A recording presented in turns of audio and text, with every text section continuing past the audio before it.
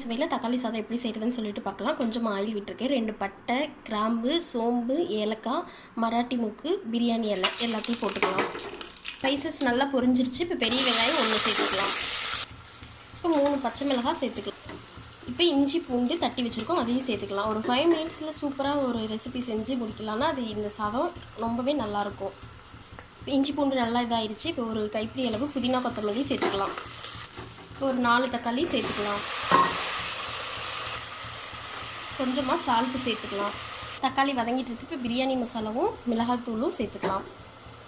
இப்போ நம்ம அரிசி எவ்வளோ எடுத்துருக்கோமோ அந்தளவுக்கு தேவையான அளவு தண்ணி சேர்த்துக்கலாம். தண்ணி நல்லா கொதிச்சு வரட்டும். தண்ணி நல்லா கொதிச்சிருச்சு. இப்போ அரிசி சேர்த்துக்கலாம். இப்போ அரிசி எல்லாம் சேர்த்தாச்சு. 2 விசில் விட்டுறலாம்.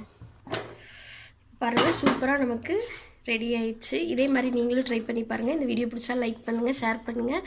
மறக்காமல் நம்ம சேனலை சப்ஸ்கிரைப் பண்ணுங்கள். Bye friends.